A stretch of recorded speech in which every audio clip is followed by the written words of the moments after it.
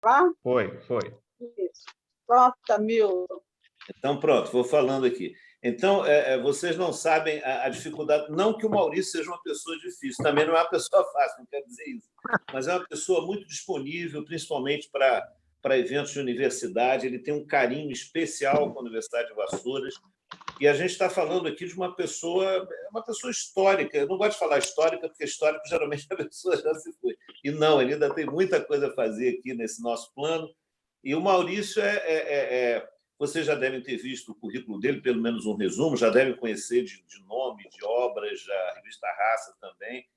Então, realmente é uma pessoa com 70 livros publicados. Os números não interessam, pode ser um livro publicado, pode não ter nenhum. Mas, no caso do Maurício, ele tem uma obra de cartunista, de escritor, de jornalista, de executivo, né? Ele é um empresário, ao mesmo tempo também, tanto público quanto privado. Então, a pessoa... Eu acho horrorosa essa palavra, mas não me ocorre nenhuma outra, Maurício, uma pessoa multifacetada. Eu acho horrível essa palavra, mas é o que me veio aqui, essa coisa da gente falar sem escrever previamente tem essas dificuldades, né? Então, é um prazer enorme nós estamos tendo essa oportunidade que os alunos, professores, os coordenadores, todo esse corpo de gente aqui da Universidade de Vassouras e de fora também, acho que foi divulgado também para fora da universidade. Então, nós estamos com um público aqui que vai ter o prazer de conhecê-lo, pelo menos virtualmente, pelo menos remotamente. Eu rapidamente, vou ser muito breve mesmo, mas eu não podia deixar de registrar aqui essa minha satisfação profissional pelo fato de, como pró-reitor, estar recebendo uma pessoa desse quilate, desse porte intelectual, pessoal e etc., mas também do ponto de vista de receber um amigo, esse que eu digo, um amigo de infância. Eu vivo falando isso com o Maurício, né?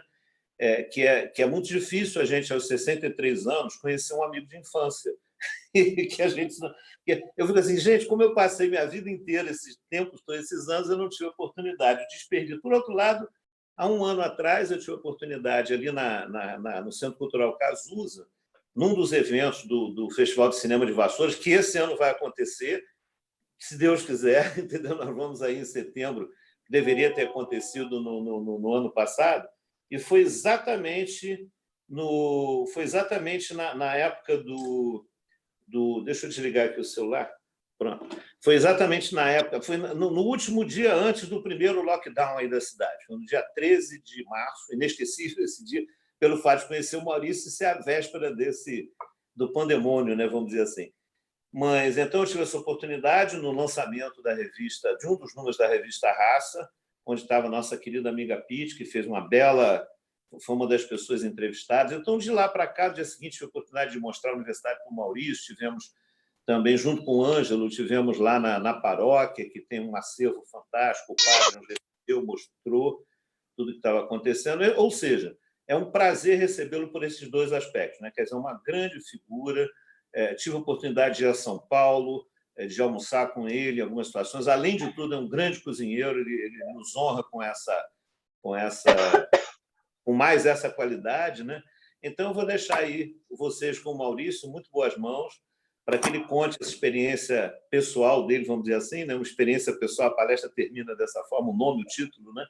Então, toda essa questão da diversidade, como é que funciona isso, o que tem acontecido, essa experiência pessoal dele, que é vastíssima, né? Quer dizer, ele tem aí... É uma das figuras de referência.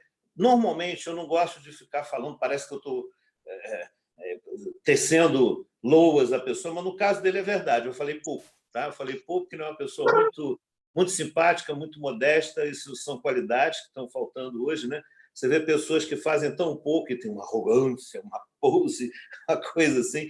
Os problemas de hoje, ele não. Essa pessoa generosa, eu acho generosidade uma qualidade que está faltando, não está sendo valorizada, né? Quer dizer, tão valorizada. Eu acho que a gente precisa um pouco mais de generosidade no mundo, né? Mas ele é uma pessoa generosa, uma pessoa com essa intelectualidade, ele vai nos brindar com um pouco do seu conhecimento. Maurício, the floor is yours, né? Quer dizer, a Universidade de Vassouras está aqui para te aplaudir, para aguardar a sua palestra, tá certo?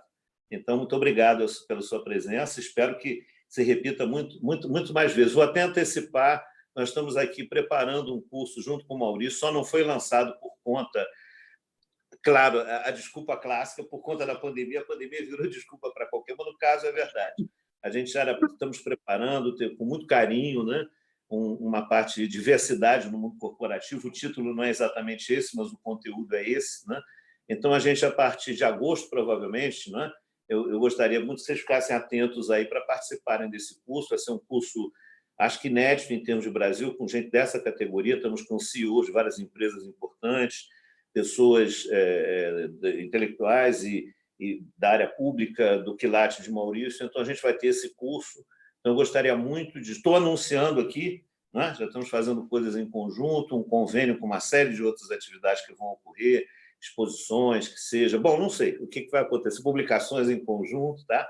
Aliás, o próximo número da revista Raça, que está saindo essa semana, vai sair com uma reportagem, né, que eles chamam de as páginas pretas, né? Tem as páginas amarelas da Veja, né? E tem aqui as páginas pretas da revista Raça, que são as páginas de honra, né? São as páginas onde você simplesmente coloca pessoas aí que são outstanding, né? Em inglês. Está faltando palavras, acho que é emoção, está na hora de ficar quieto. Quando as palavras começam a faltar, ou é velhice, é uma coisa mais permanente, ou está na hora de ficar quieto. Mas então é de um aluno, um ex-aluno nosso de química, né? De engenharia química, que se formou.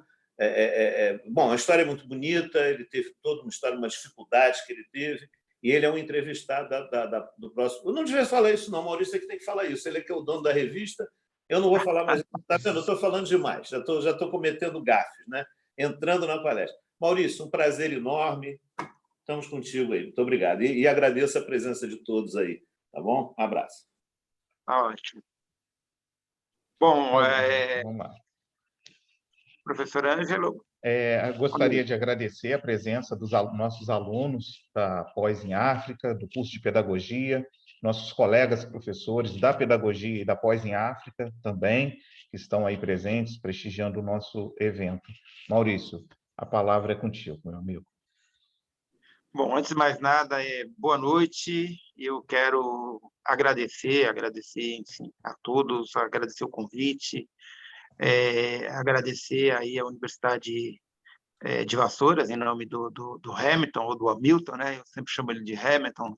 O conheci como Hamilton, né? O Hamilton de Vassouras. Mas quero agradecer o professor Hamilton, quero agradecer também muito o professor Ângelo, que você falou da minha primeira estada aí em Vassouras, quando nós tivemos naquele lançamento da revista, né, naquela atividade cultural, mas eu sempre falo que a coisa mais marcante que foi a minha passagem por Vassouras foi o professor Ângelo me levar lá naquele, acho que alguma coisa da igreja, onde tinha aquele... Centro de memória.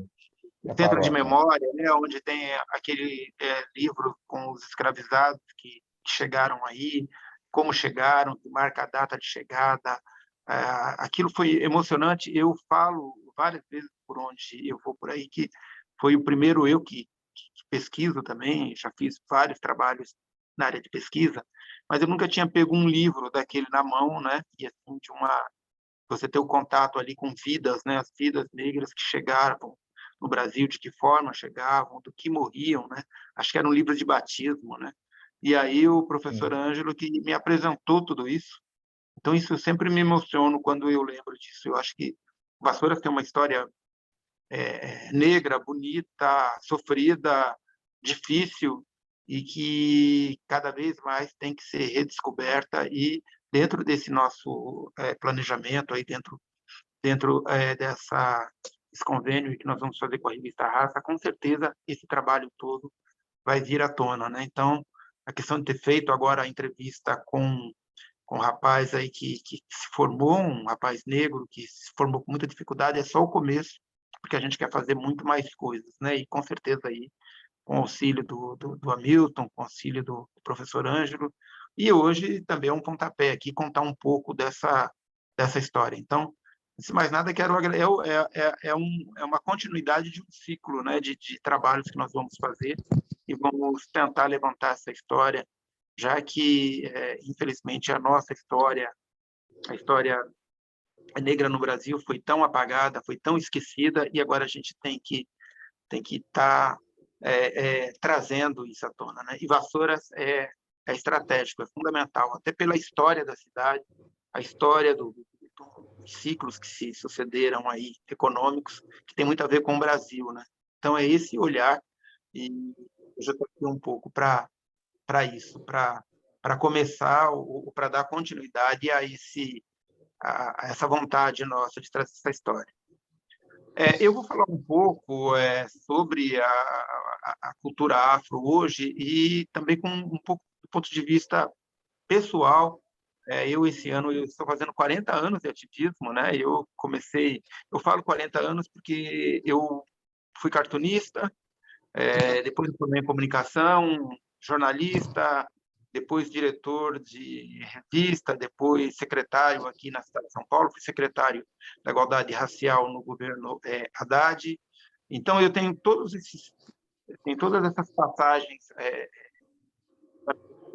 Eu calculo sempre a partir de quando é que isso começou, quando eu publiquei meu primeiro desenho, e eu tinha 16 anos e foi no jornal Pasquim. Então, esse ano está fazendo 40 anos, né? E o meu primeiro desenho já foi sobre a questão racial, e a partir dali eu venho trabalhando a questão racial intensivamente, sem parar, interruptamente, como o professor Hamilton já disse, são 74 livros, né? Entre publicações educativas, publicações para governo, para instituições do movimento negro, algumas coisas publicadas fora do Brasil. Eu tenho um trabalho muito forte, que aí eu vou falar aqui ao longo da palestra também, disseminado nos Estados Unidos, tem o lançamento de livro na Europa, então e todos referentes à questão racial. Embora eu tenha trabalhado por quase 19 anos em redações de jornais, sendo cartunista político, mas eu sempre brinco que os cartoons políticos meus nunca fizeram muito sucesso, não sei lá no período que eu comecei. Mas os cartoons sobre a questão racial, eles sempre foram muito fortes, eles sempre tocaram muito as pessoas. E aí, aos poucos, eu fui mostrando, retratando nesses cartoons, nesses livros, nesse material, um pouco desses 40 anos da história do negro no Brasil.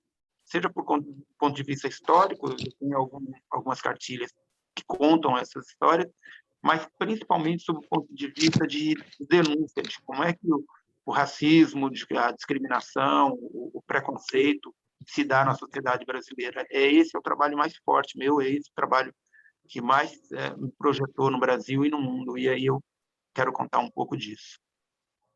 Bom, essa foi só uma introdução, como é que isso começa, né? E aí, professor, se você puder mostrar o primeiro slide.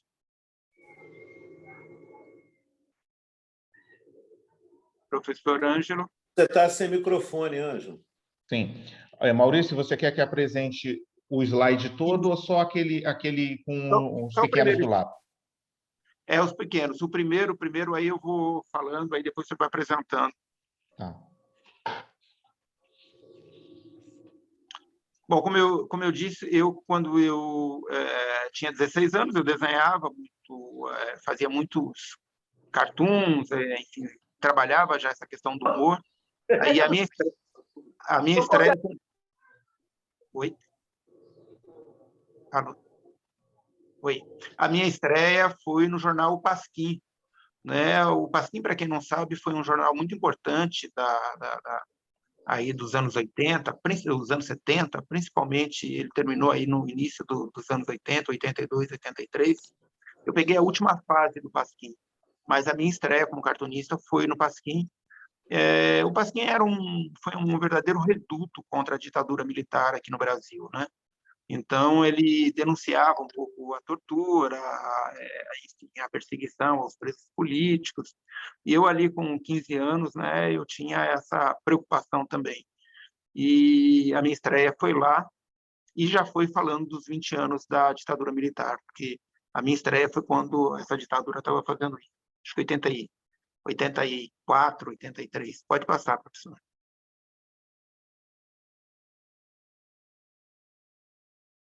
É 84, março de 84.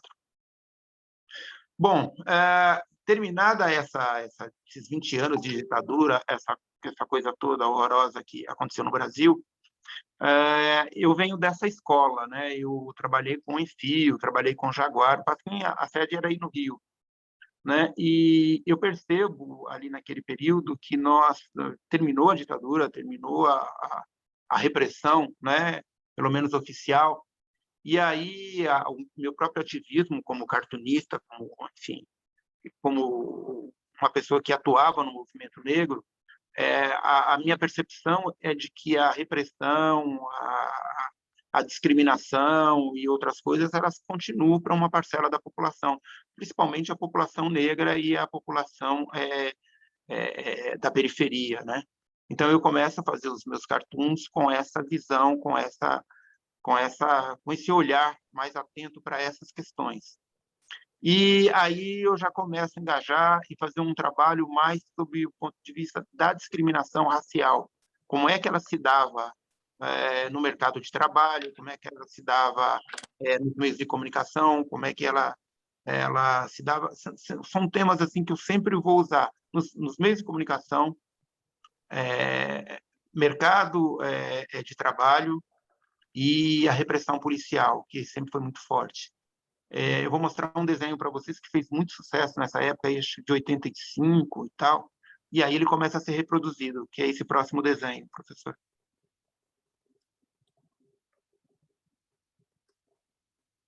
Eu não sei se vocês conseguem ler. Para mim parece aqui pequeno, acho que agora sim ampliou. Sim. Bom, esse é um trabalho que eu falo um pouco sobre a discriminação racial no mercado de trabalho, né? Eu sempre falo que os temas que eu sempre abordei quando se fala da cultura negra, quando se fala da questão racial, sempre foram... O meu trabalho, se você pega toda a obra, ela sempre se resume. Mercado de trabalho, meios de comunicação e violência policial. São temas que vai nortear a minha obra. Esse desenho em especial foi um desenho que fez muito sucesso na época, porque também não haviam cartunistas que faziam esse tipo de trabalho no Brasil. Então, era um trabalho meio que pioneiro, né? E aí eu passo a fazer outros desenhos. Você pode mostrar outro desenho, professor? Professor Ângelo?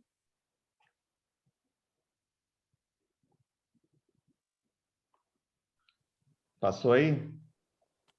Tá, passou.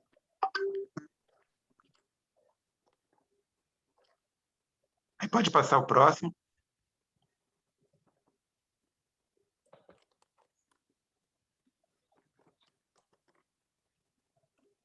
Professor Anjo, se tu dá uma sugestão, tenta colocar os slides em tela cheia, que está aparecendo um sombreamento de trás. Então, mas ele pediu para ser assim, para ele poder ver os slides do lado, Dunga. Ah. Por isso que, tá? Então, esse... Aí você pode passar o outro, que senão eu não vou conseguir ir acompanhando pelo Zoom. Uhum.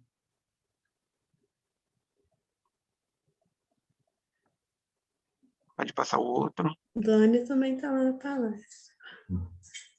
Pessoal, fecha o áudio aí, por favor. Pode passar o outro, professor. Eu só não sei se vocês conseguem ler, porque se vocês não conseguirem ler, aí eu posso pedir para o Vocês Sheik. estão conseguindo ler, gente? Conseguimos ler, sim, perfeitamente, Vamos Ângelo. sim. Então tá bom. Então tá jóia, obrigado. Então, tá ótimo. Então, mais ou menos isso. Você vai disponibilizar para a gente a palestra, Maurício, depois, porque está tão rico aí. Vou colocar assim. Aí, professor Ângelo, dá uma paradinha nisso aí, porque eu quero dizer assim, se vocês forem ver até agora, quase todos, eles falam sobre esses três temas que eu disse, né? Sempre muito mercado de trabalho, sempre muito violência policial e meios de comunicação. São os temas que rodeavam, porque eram os problemas maiores que a gente tinha, e eu vou mais longe, ainda são alguns problemas que são muito comuns, né? Que é a discriminação no mercado de trabalho, que a gente vê falar até hoje, a violência policial, ou seja, não mudou. O que me faz manter muitos dos meus desenhos extremamente atuais, né? E esse daí, por exemplo, eu falo sobre o trabalho infantil, que também ainda é um problema do Brasil. que acontece com esses cartoons aí? Depois eu volto, professor, porque aí eu posso ir falando um pouco e depois eu volto para mostrar um pouco mais desses trabalhos. O que acontece? Esses trabalhos eles eram inéditos no Brasil, porque poucas pessoas... Você tinha uma linguagem, você tinha uma história, você tinha um histórico dos cartunistas de falar muito sobre a ditadura militar ou contra o governo militar, mas você não tinha cartunistas falando com foco especificamente na questão racial e dessas desigualdades que eram muito comuns. A imprensa normalmente não retratava muito isso. E esse trabalho meu começa a ter uma ressonância muito grande, principalmente nos movimentos sociais brasileiros. E aí eu passo cada vez mais a pesquisar, a tentar entender um pouco isso, porque até então eu era um ativista, mas quer dizer, a percepção minha da discriminação racial, do racismo no Brasil, era muito do olhar, do sentir, mas não do estudar, do pesquisar, né? Só que os meus cartoons começam a ilustrar essas pesquisas. E aí tem uma coisa que acontece muito, e eu estou falando dessa época aí, anos 80, aí já mais para da metade dos anos 80, é que a questão racial ela começa a ganhar um fôlego, mas ela surge muito na academia, é uma discussão muito mais acadêmica, muito mais nas escolas, do que na população, né? Então, esse meu trabalho ele começa a ser estudado, e tem um fenômeno que acontece aqui no Brasil nesse período, que começam a chegar muitos brasilianistas aqui, que são americanos, afro-americanos, que vêm estudar um pouco a questão racial aqui no Brasil, como Thomas Kidmore e outros estudiosos lá dos Estados Unidos. E é uma confusão um pouco na cabeça das pessoas as relações raciais aqui no Brasil, que aí eu estou falando hoje está um pouco mais definido, por mais que hoje seja também a gente extrapolou todas essas... Hoje, várias questões, quase tudo, pode dar um problema muito grande na questão racial. Eu estou falando de uma época em que isso não existia, não tinha a força das redes sociais.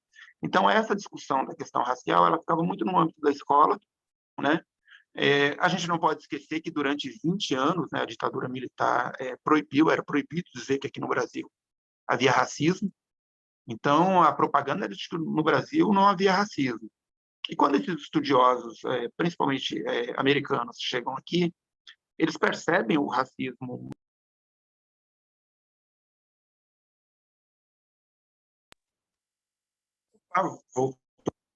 Quando você vai para alguns espaços, né, quando você vai para a universidade, volto a dizer, eu estou falando isso aí no metade dos anos 80, quando você vai para as universidades, quando você vai fazer estudos, quando você vai para espaços de poder, você não vê negros, né? Então, para quem vem de fora, para quem chega dos Estados Unidos aqui no Brasil, é óbvio, é claro que o racismo ele é existente. Mas para quem está aqui e para quem foi durante 20 anos doutrinado a dizer que aqui não tinha racismo, não tinha, a não ser essa discussão, eu volto a dizer, na academia. Eu falo isso como experiência própria e falo da minha experiência, porque quando eu comecei a fazer esses cartoons que mostravam a questão de como é que se dava o racismo, principalmente aquele ali, os 3 mais altos da turma, essas sutilezas do racismo aqui, você via, eu falo que eu me lembro de negros mesmo que eu conhecia, familiares, que falavam, nossa, esse negócio de racismo, por que vocês ficam com essa história de racismo? Isso não existe, né? Isso é coisa dos Estados Unidos. Eu me lembro que a minha geração ouvia muito isso. Isso é coisa dos Estados Unidos, né? E só quem entendia essas sutilezas do racismo brasileiro, né, que faz com que, quando você vai para a universidade, você não vê negros, quando você vai para os espaços de poder, você não vê negro, quando você vai para as direções das grandes empresas, você não vê negro. Só quem tinha essa percepção, que eu falo que só não vê quem não quer, mas naquela época um monte de gente não queria ver, porque, enfim, a gente estava, sei lá, eu com outros problemas para ver. Principalmente também você não tinha os números, né? Hoje você tem os números, hoje você tem acesso aos números, hoje os censos são obrigados a demonstrar isso. Bom, o que acontece com o meu trabalho? Esses estudiosos, né, esses afro-americanos, né, esses brasilianistas, eles não conseguiam muito entender, porque como é que você está num local onde o racismo é visível, mas os próprios negros, em uma parcela significativa, não admitem que tem um racismo. E como é que eu materializo, como é que eu mostro como é que existe o racismo? Aí entra a minha obra, porque muitos desses trabalhos de mestrados e doutorados, alguns pediam autorização, então, eu sempre falava na época que eu seria milionário se todo o trabalho acadêmico que fosse feito naquela época eu ganhasse direitos autorais, né? Ou recebesse por tal, eu acho que eu tinha ganho uma graninha, mas o meu trabalho começa a ilustrar essas obras, né?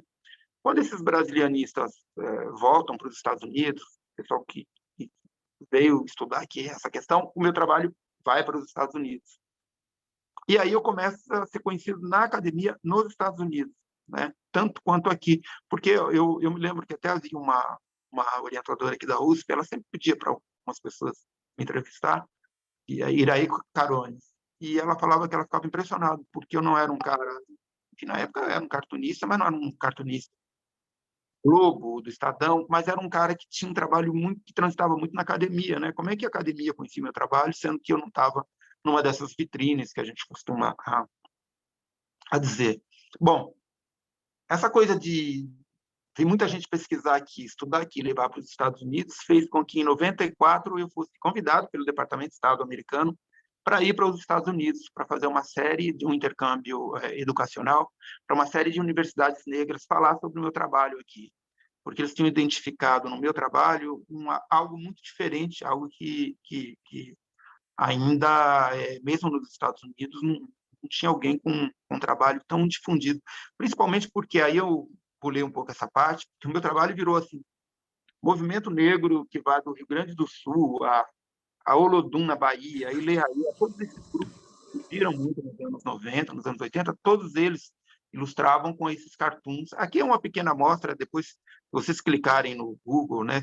Que o Google também era outro que, se me pagasse, eu ia estar meio rico, você vai ver que aparece, sei lá, eu devo ter, na época, ter feito mais de 200 desenhos, e muitos foram parar no Google, né? Bom, aí eu fui para os Estados Unidos. A minha expectativa nos Estados Unidos, e aí eu falo um pouco das relações raciais lá e aqui, as diferenças, e para mim isso foi muito importante, foi muito marcante, porque hoje, quando eu faço comentário na CNN, além de ter muitos amigos nos Estados Unidos, é claro que eu ligo para lá e me informo, mas tem muito da experiência racial que eu acabei tendo contato por conta da minha obra. Porque quando eu vou para os Estados Unidos e eu tenho assim uma expectativa muito grande dessa minha ida para lá, porque aí eu também tenho que fazer um parênteses, e eu estou falando como artista, eu tinha uma expectativa muito grande de ir para os Estados Unidos e aprender. Por quê? Porque o artista, quando ele, seja ele na literatura, seja ele, enfim, na música e também nas artes plásticas, ou escrevendo, enfim, todo artista, toda pessoa que se expressa de uma forma pela arte, eu sempre digo, ele sempre se inspira em alguém. Ele fala, bom, eu quero ser essa figura quando eu crescer, né? Eu quero escrever como Drummond, talvez poeta, eu quero pintar como Dalí, ou seja lá. E eu, como cartunista, não tinha referência. Eu desenvolvi uma forma de falar sobre o racismo, via rabisco, via humor, com muita atenção. É óbvio que eu sempre falo que todo cartoon eu levava, às vezes tinha cartoon que eu levava uma semana para fazer, porque eu falo que falar sobre racismo, falar sobre questão racial é algo muito sério, você tem que ter um engajamento, você tem que ter um entendimento, porque é uma linha tênue, principalmente quando você fala de cartoon, o que é humor, o que não é humor, o que é uma crítica social, tem que ter uma percepção muito grande disso. E eu desenvolvi uma técnica e um jeito que eu não tinha referência, porque até então não tinha um cartunista negro no Brasil que eu pudesse falar, eu quero ser esse cartunista, né? E eu fui para os Estados Unidos nessa expectativa. Também um pouco, eu sempre falo que é uma visão meio de colonizado, né? A gente acha que os americanos já fizeram tudo, já passaram por todos os processos, né? E quando, na realidade, quando você chega lá, você percebe que não é bem assim, né? E no meu caso, se o Departamento de Estado americano estava me chamando para ir para lá, era exatamente ali que eu fui num programa que eles falam que eles ficam identificando pessoas no mundo que estão fazendo alguma coisa que seja diferente, e aí eles querem não só para uma troca de intercâmbio, mas também para aprender um pouco, né, o que essa gente está fazendo. E essa primeira vez, eu me lembro que fiquei 3 meses nos Estados Unidos, fui em várias universidades negras no Sul, por tudo quanto foi lugar. Realmente, só tinham 2 cartunistas que faziam algo mais ou menos parecido com aquilo que eu estava fazendo sobre cultura negra, sobre questão racial aqui no Brasil. Um já havia morrido há muito tempo, disse que era um cara super radical, era dos Panteras Negras, era dos anos 60, que era o que mais se aproximava do que eu fazia. Até porque o cartoon e o humor nos Estados Unidos, ele é um pouco mais conservador, ele é um pouco mais... Ele não é uma coisa tão contundente quanto o humor latino-americano. E o outro era um cara de Atlanta, que no final até conheci o trabalho dele, um trabalho até muito bacana, encontrei com ele num jornal lá. Fora disso, não, né? E quando eu volto, eu falo que eu volto até um pouco meio frustrado, porque aquela coisa de voltar, de buscar talvez o tal alter ego, alguém que fizesse algo parecido, eu não encontrei lá.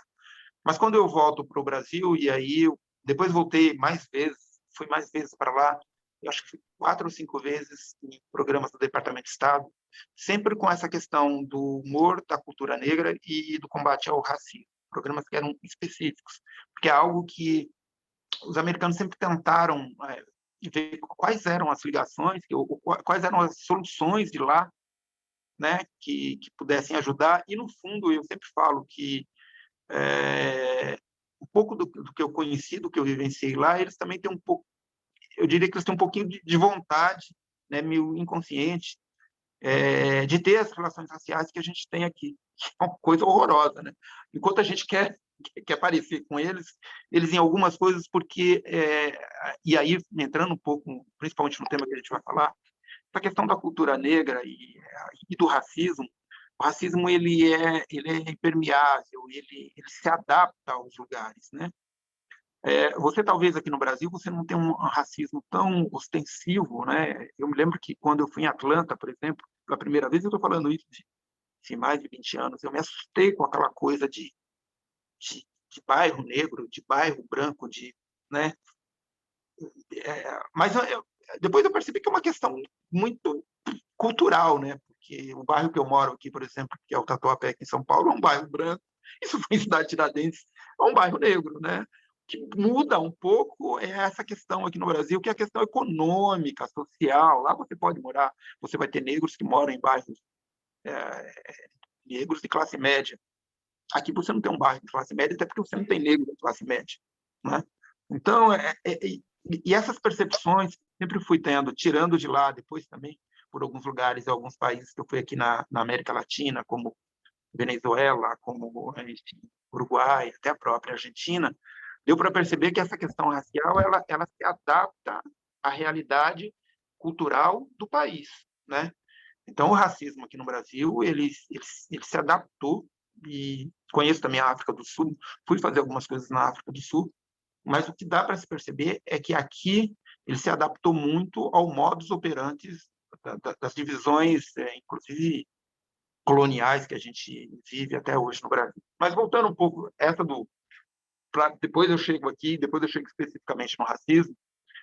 Quando eu volto para o Brasil, aí o meu trabalho ele começa a ganhar uma força muito maior, porque também com a experiência dos Estados Unidos, com a percepção de como é que a ilustração, o cartoon, o visual, essa imagem, ela tinha uma importância muito grande.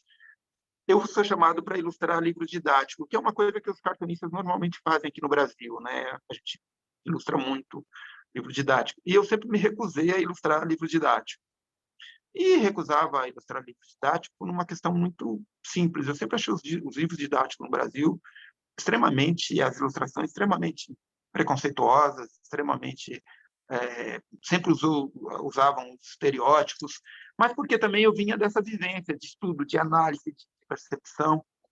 E eu me lembro que aí eu sempre tive uma relação muito boa com os ilustradores, com os cartunistas, os grandes cartunistas aqui no Brasil, conheço, irmãos Caruso, essa gente toda, e eles sempre falavam: Pestana, eu não sei de onde você vê, né? Porque ainda estou falando aí de anos 90, final de anos 90, não sei porque você ouvia muito, vocês verem racismo em tudo, não existe racismo.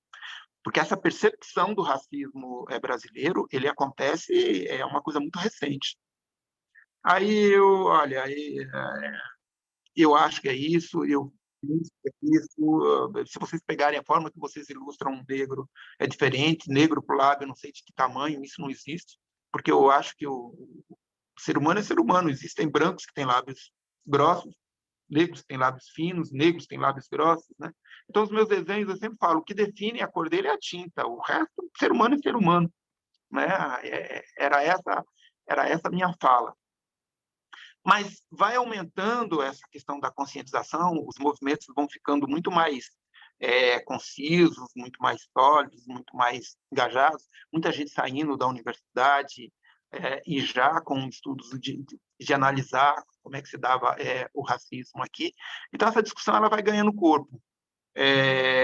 A gente consegue fazer essa questão do zumbi sair, que era uma discussão só nas escolas, mas também ir para o Estado, ir para as prefeituras, a gente consegue colocar no censo, que o censo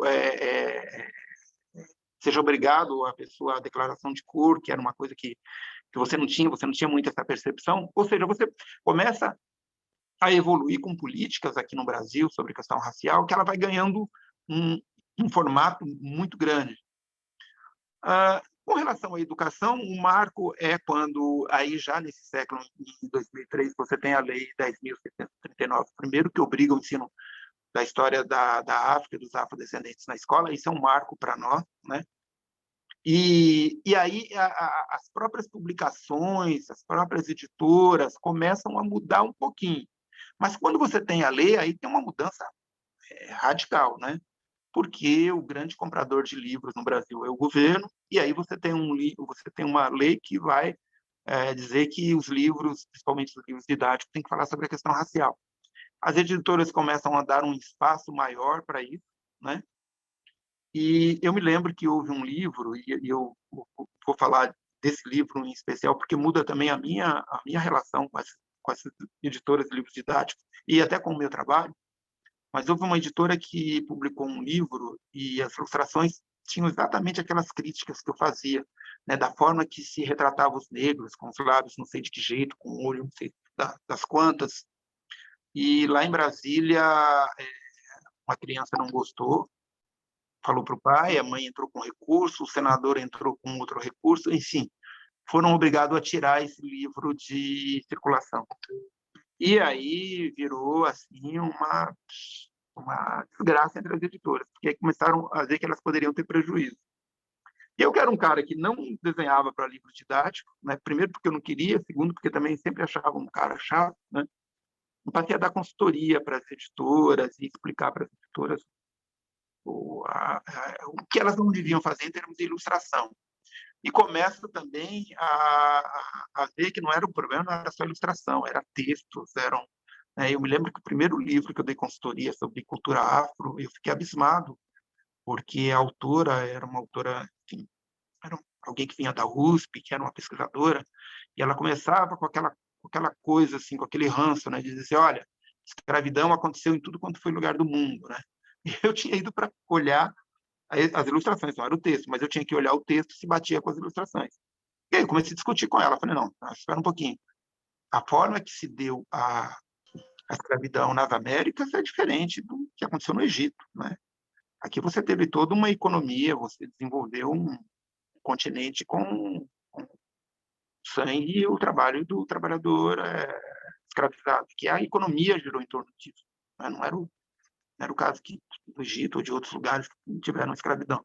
Então, essa discussão, ela começa, e aí também começam a ter também, aí ela fala, não, mas aonde você pesquisou isso?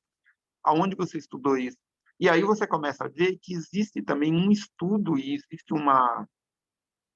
existe toda uma educação voltada à questão racial que ela foge um pouco desse padrão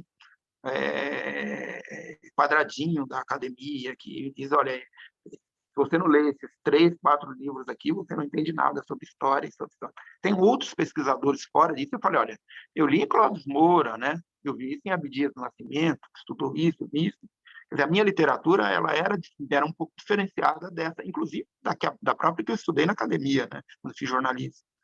E aí eu começo a ver que este material, toda essa percepção, toda essa informação sobre questão racial, ela meio que caminhava à parte, né? As pessoas não estavam muito interessadas nesse mundo paralelo e você tinha um número pequeno de negros e negras na academia.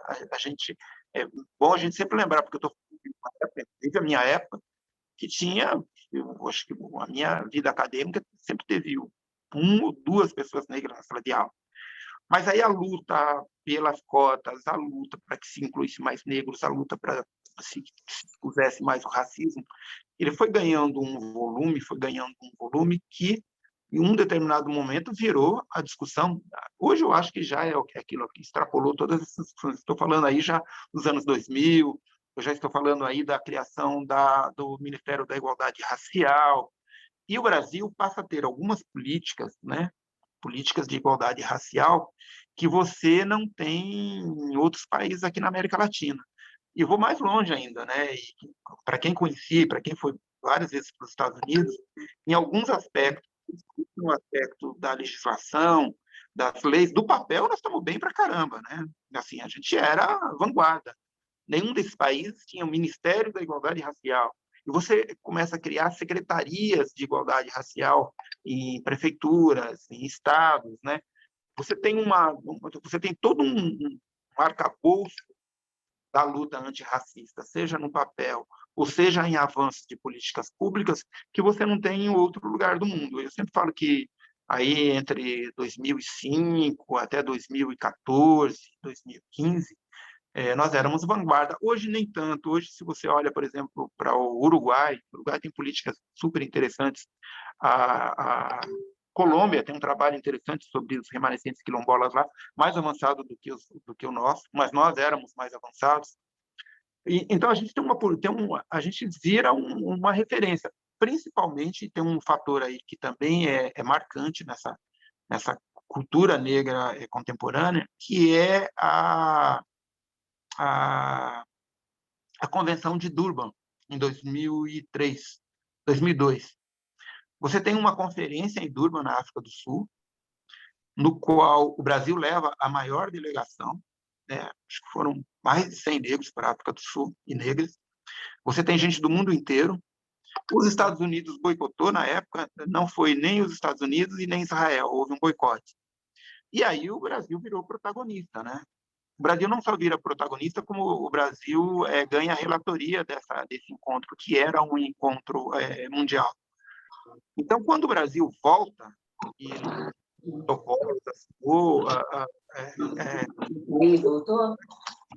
dizia que tinha que implantar algumas coisas que saíram lá daquela resolução. Por isso que é um avanço. O próprio Ministério, foi bom eu voltar um pouco nisso, para dizer por que nasce o Ministério da Igualdade Racial. E ali, naquele período, quando eles chegam aqui, e eu sempre falo, talvez, independente de questões partidárias, ideológicas, mas quando tem a conferência, o presidente é o Fernando Henrique Cardoso. E quando o Brasil ganha a relatoria e assina todos esses decretos, que ele volta para cá, o governo tem que fazer alguma coisa, né?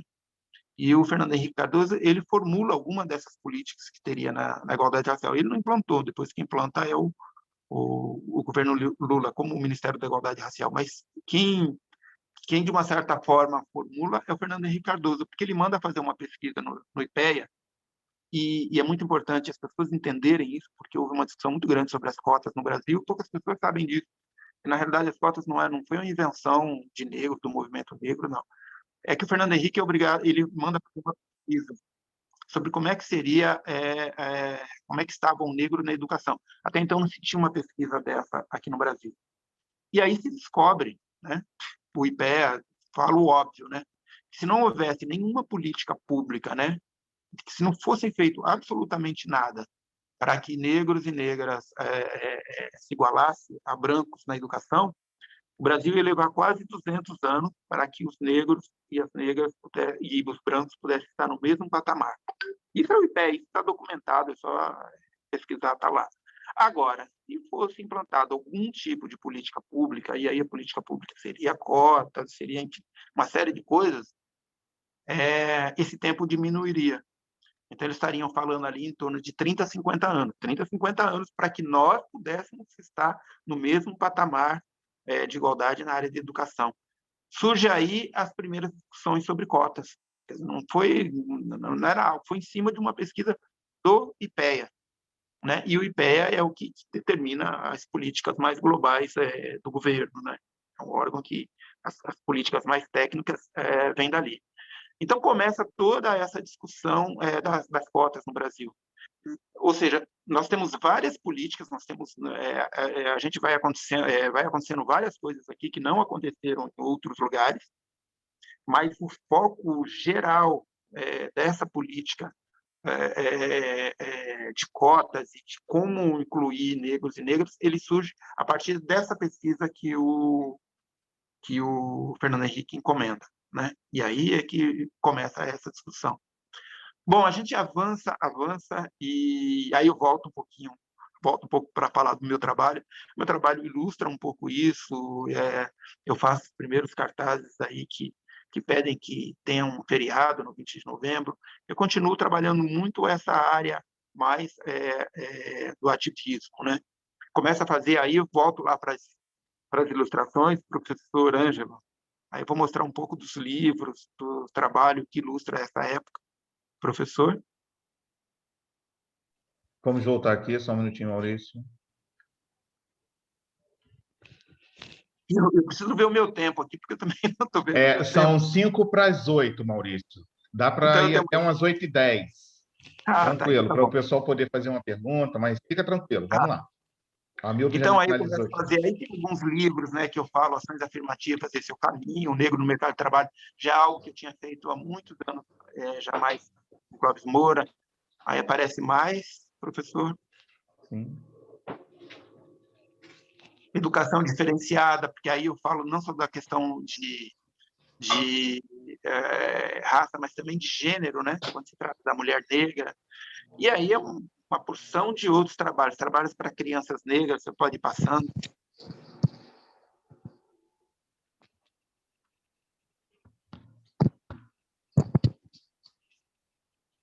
E o meu trabalho varia. E aí tem essas cartilhas que é sobre cidadania, sobre direitos humanos, sobre seus direitos, fala sobre zumbi, fiz trabalho até sobre AIDS na época. Essa é uma cartilha que eu falo, olha, eu não falava só sobre questão racial, né? Porque eu começo a ser procurado por vários assuntos que falam sobre preconceito, sobre discriminações, porque acaba virando uma marca minha, né? E continuo com os cartoons, pode ir passando. Aí já é a discussão de cotas, né? É a discussão da mulher no trabalho. Pode passar. Questão da violência policial.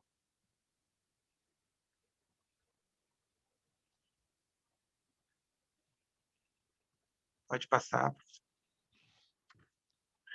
E aí eu começo a fazer, aí é nos Estados Unidos, eu começo a fazer, aí eu já sou chamado lá para fazer, para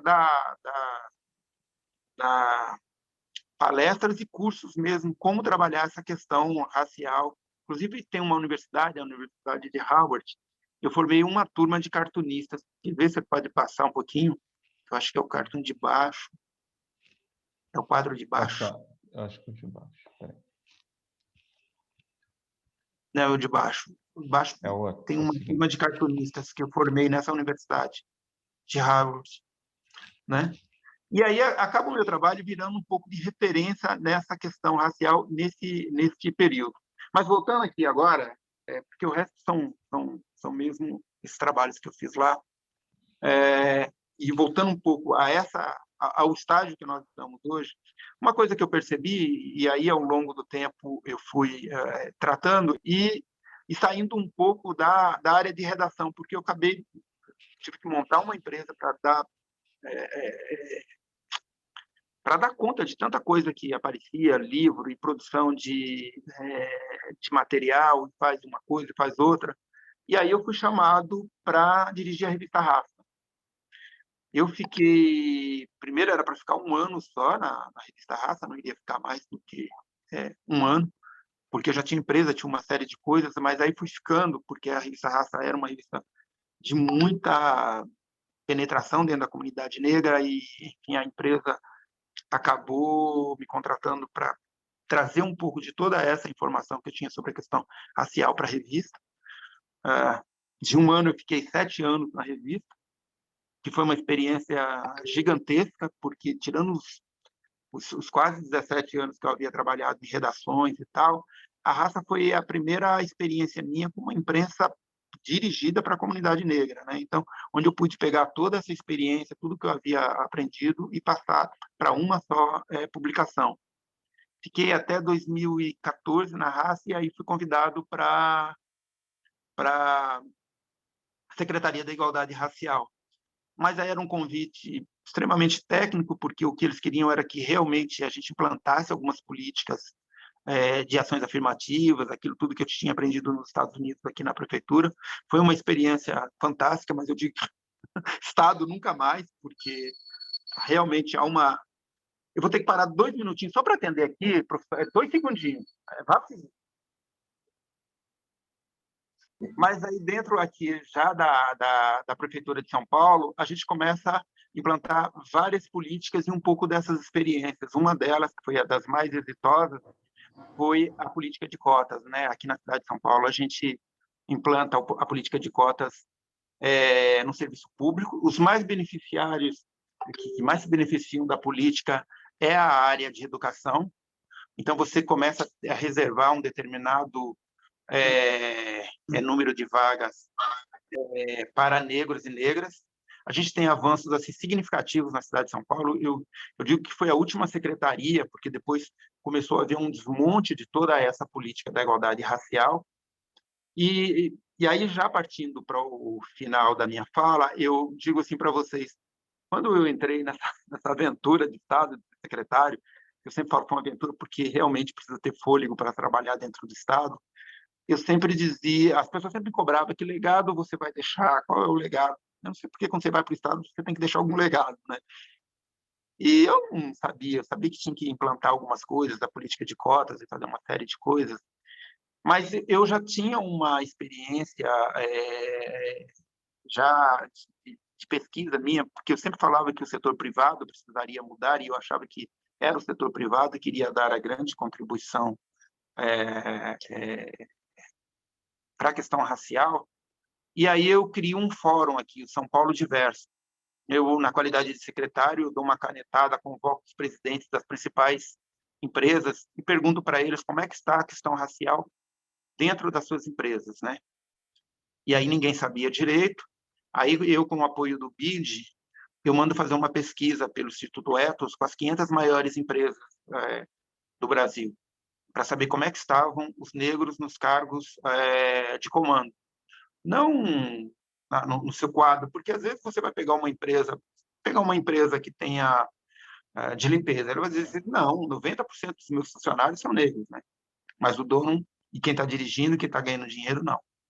Essa pesquisa sai, e aí aponta que apenas 4,6% dos cargos de direção são ocupados por negros e negras, e isso começa a ter uma movimentação que começa aqui na cidade de São Paulo com essa pesquisa minha, mas depois vai para o Estado, depois vai para o país, e hoje é uma discussão muito grande sobre a presença ou ausência de negros nas empresas. Eu digo que, da minha passagem pela secretaria, ou por essa questão aí do Estado, eu acho que foi o tal legado que eu deixei, né? Porque hoje eu fico muito orgulhoso que é uma discussão que está no Brasil. Hoje é o meu principal trabalho mesmo na Raça. Hoje eu estou à frente de um fórum, que é o Fórum Brasil Diverso, que discute isso com essas empresas, com esses presidentes de empresas. Eu acredito muito nisso, porque eu acho que é a partir do trabalho, é a partir do mercado de trabalho, do salário, que você vai ter condições de dar uma melhor educação, dar uma melhor transporte, saúde para a tua família e, consequentemente, você começa a nivelar. Embora eu acho que o racismo não se resolva com a questão social. O racismo tem uma coisa que é mais profunda, que vem aí de história, de cultura e que vai levar mais tempo. Mas eu acho que a partir do momento que a sociedade for uma sociedade mais igual, menos desigual, a gente vai conseguir superar um pouco as desigualdades. Eu sei que eu estourei um pouco o meu tempo, acho que eu estou em cima, mas aí eu prefiro agora ir respondendo aí para vocês. Guardei esse tempo aí para eu poder responder essa mais meia hora, né, professor? Não sei se eu disse tudo, mas é um resumo um pouco do meu trabalho e como é que eu vejo essa questão racial no Brasil nos dias de hoje. Maurício, muito obrigado. Hamilton, você quer começar a perguntar alguma coisa? Eu posso perguntar? Não, você pode perguntar. Perguntar, não, eu fico assim só escutando. Tá. Cada vez que eu encontro com o Maurício, nas mais variadas oportunidades, eu descubro que eu não sei nada e cada vez aprendo mais. Isso que eu queria registrar. Brilhante, como sempre, Maurício. Excelente, fantástico. E eu queria só registrar aqui, muito rapidamente, não vou ocupar o tempo de vocês, o precioso tempo aqui da palestra para perguntas. Eu queria primeiro cumprimentar o professor, depois não vou falar mais nada, viu? Aqui já fica sendo o encerramento. Mas eu queria cumprimentar o professor Ângelo, né, pela organização da palestra. Isso não é fácil, parece fácil, mas não é. Tem sempre aquele estressezinho de último momento. Hoje, 7h estava me ligando aqui, num detalhezinho que não chegava a palestra, como é que está? Ele estava muito preocupado. Maurício também é um perfeccionista e o professor Ângelo também. Essas pessoas não querem errar nada. E eu queria registrar aqui também que nós estamos... Quer dizer, tem várias pessoas, professores, coordenadores, que se eu fosse falar o nome de todo mundo, os outros, a meia hora aqui, eu perderia para todas as pessoas importantes que eu digo alunos e professores, todos são importantes nesse sentido, pessoas interessadas nesse tema, mas eu queria registrar aqui a presença da nossa secretária de Educação, que é Magda Capucci, que também ela é professora da nossa pedagogia, que está fazendo um trabalho inovador aí. Magda, por favor, em algum momento eu queria promover uma reunião, que não vou, se você quiser falar, fica à vontade, mas eu não vou te forçar isso, né? Assim, de repente, não combinamos nada, mas em algum momento eu queria, Maurício, que a gente pudesse fazer uma reunião, professor Anjo, todos aí, uma reunião com a nossa secretária de Educação. Acho que é um trabalho bacana que a gente pode fazer em conjunto aí. Quero agradecer a presença dela, porque eu acho que você, outras pessoas já me falaram que ela é uma batalhadora aí, né? Trabalha muito, muito pela educação aí de Vassouras, então eu não sabia que a secretária estava falando, senão eu ia até ficar mais nervoso aqui.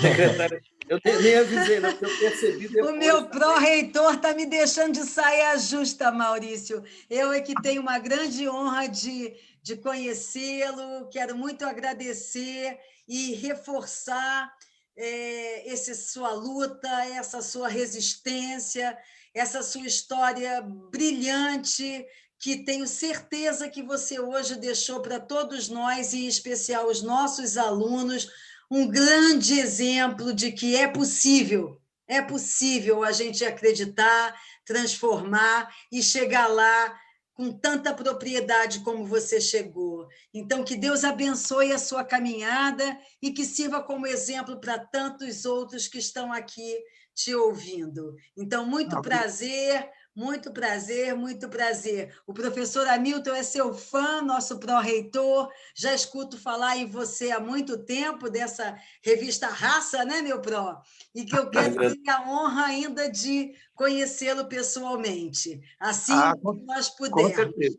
Com certeza. Estarei em breve aí, a gente está marcando de voltar. Vamos esperar e reduzir um pouco essa coisa. Exatamente. Dessa pandemia, mas eu quero estar aí, porque a gente está só iniciando aí um processo que é bem longo aí entre Raça, entre Pestana e entre a Universidade de Vassouras. Muito obrigada. Ângelo, agora é contigo, você é o grande responsável aqui pela palestra, pelo curso que permite que essa palestra esteja existindo. Os alunos devem estar maravilhados, os estudantes, os professores também, e aqui eu me calo, né? Silencioso estarei. Muito obrigado, Maurício. Hamilton, muito obrigado pela oportunidade. Maurício, muito obrigado pelo seu aceite. Tá? Eu queria iniciar as perguntas. Uma coisa que a gente vai vendo, já tinha visto você falando, a gente também conversando na oportunidade que você esteve aqui em Vassouras. quando que o Maurício se descobre um desenhista? É algo autodidata? Teve uma inspiração? Você fala que não tem uma inspiração, assim, uma pessoa que você segue, mas como que você se vê cartunista, de repente, e daqui a pouco um jornalista e em seguida um comentarista lá na CNN? Eu já fiz todas as perguntas aí. Numa só. Ué, Isso. essa aí leva 1 hora para responder. Essa aí...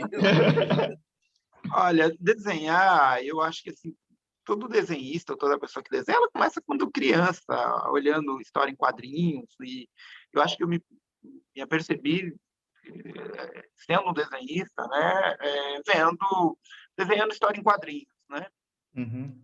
Quando eu passo a ver que eu pudesse ser um cartunista, aí sim, aí eu tive a ajuda de um cartunista. Eu estava estudando, estava no colégio e precisava estudar e trabalhar, aquelas coisas todas, e eu acabei caindo para trabalhar numa redação de um jornal, chamava Jornal da República. Foi um jornal que teve uma duração muito pequena, 6 meses aqui em São Paulo, e era um time muito grande, de grandes cartunistas, de grandes escritores, Raimundo Faoro, Mino Carta. O Mino Carta era o diretor desse jornal. Ele era diretor desse jornal e de uma revista que, na época, era uma revista extremamente combativa, combatia a ditadura. Por um acaso, eu caí nesse lugar, não sei, assim, aquelas coisas assim, do destino. E a revista era a revista Isto É, que hoje é a Isto É, que está aí há mais de 30 anos e tal. Estou falando desse período. Nessa redação, nesse lugar que eu estava trabalhando, eu tive contato com os primeiros cartunistas. E um cara que me inspirou e que acabou conhecendo o meu trabalho, e que nós acabamos se encontrando ali, foi o Enfio, que foi um grande cartunista, né? Eu não desenhava cartoons ainda, eu fazia desenhos de quadrinhos e outra coisa. E no primeiro papo que eu tive com o Enfio era muito contundente, era um cara muito... Ele acabou com os meus desenhos, né? Falou que os meus desenhos eram horríveis e que eu tinha que fazer cartoon, ele era muito politizado, né? E que eu estava fazendo desenhos que não eram politizados e que eu tinha que me politizar mais. Falando isso aí, que acho que 15 anos eu deveria ter.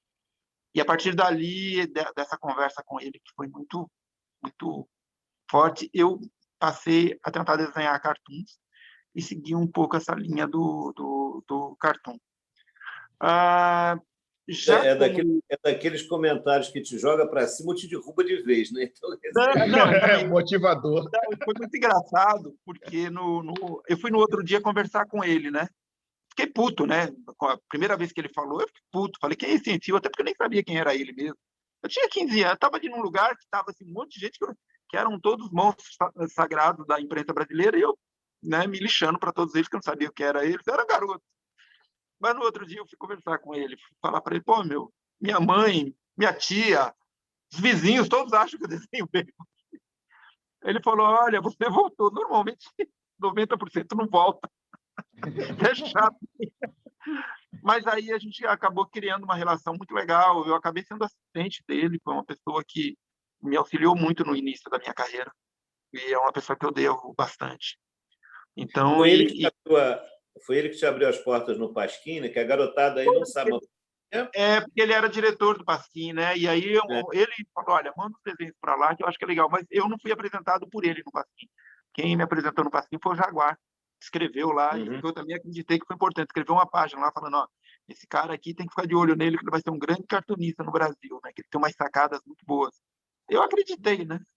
Então, vou firme, então é muito importante. E seu irmão do Betinho também, né? Quer dizer, Isso. É bom lembrar que as pessoas, talvez, o Enfio morreu bem antes, né? De AIDS, né? Já como jornalista, foi esses 19 anos. Aí foi depois que eu estudei, aí fui parar em redações, mas aí com muita politização, porque era muito politizado, porque você vem dali da escola do Enfio, tinha uma política na minha cabeça muito, muito grande, muito forte, política política. E depois eu fui, já a CNN, aí já é um pouco essa relação com os Estados Unidos, com entender, porque a CNN mas é o meu maior desafio, o meu último grande desafio, porque eu sempre falo que eu sou movido a desafios, né? Eu gosto de desafios, adoro desafios, né? E na CNN eu fui para comentar o caso de George Floyd, eles gostaram tanto do comentário, porque eu conhecia muito tudo que estava acontecendo ali, aquela região, aquela cidade que tinha. Falei, pô, você tem pinta de comentarista, não tinha feito, não. Quer ficar aí? Aí já vou para 11 meses de CNN, né? Acabei sendo contratado como comentarista.